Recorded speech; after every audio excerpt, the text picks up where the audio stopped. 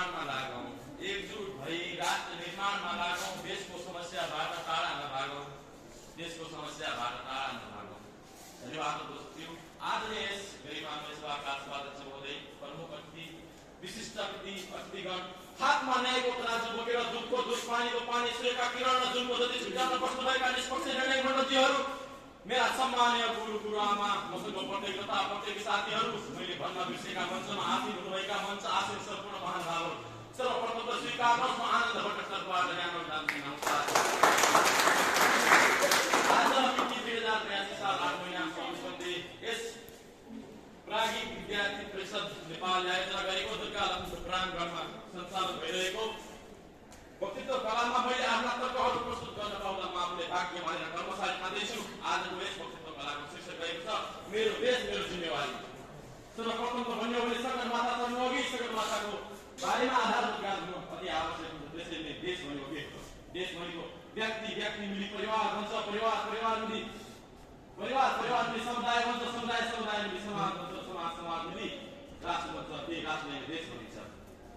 यो मेरो देश मेरो जिम्मेवारी भन्ने शब्द आफैमा शक्तिशाली प्रेरणादायी शब्द हो। म केही दिन अगाडि पशुपति नजिकै रहेको वृद्धाश्रममा जन्मोत्सव मनाउन पुगेँ। त्यहाँ भेट्नुभयो 75 वर्षीय वृद्ध बा। उहाँले मेरो गाई हात च्याप्प समाउँदै भन्नुभयो, बाबु परदेशीका धेरै मदनहरू मुना सम्झेर घर फर्केका छैन। घरको टायर बेच्छु भनेर निस्किएका ती मदनहरू अहिलेसम्म किन्ने घर छाएको छैन।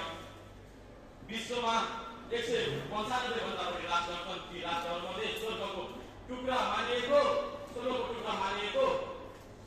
प्रकृतिले पनि खानेको मेरो देश सम्भावना खान्यो। तर विडम्बना दिनकै 11500 भन्दा बढी नेपाली युवाहरू विदेशिन्छन्।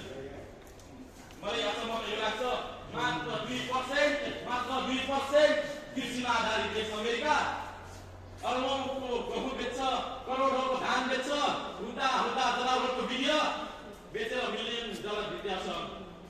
तर विडम्बना मेरो देश 80% भन्दा बढी कृषिमा आधारित मेरो देश 2016-17 आकलनलाई हेर्ने हो भने 33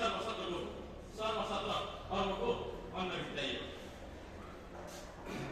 मलाई अचम्म यो लाग्छ कि हाम्रा नेपाल सरकारले आजसम्म ती विदेशी युवाहरूलाई प्रश्न पनि गर्न सकेका छैनन् कि हे नानी बाबु हो, तिमीहरू नेपालमै बस, तिमीहरूको लागि नेपालमै रोजगारीको सृजना गर्छ भनेर। म अन्त्यमा जाँदै के भन्न चाहन्छु भने म अहिले झन्डै 16-17 वर्षको भए। मलाई 80 वर्षभन्दा माथि जिउने रहर छ। त्योभन्दा ठुलो रहर मेरा छोराछोरीहरूलाई नेपालमा देख्न पाउने रहर छ।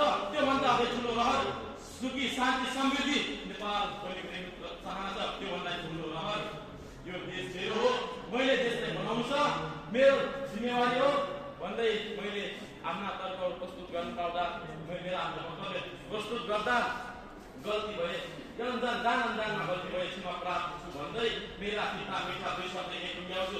धन्यवाद। जय शिक्षा, जय राष्ट्र, जय नेपाल।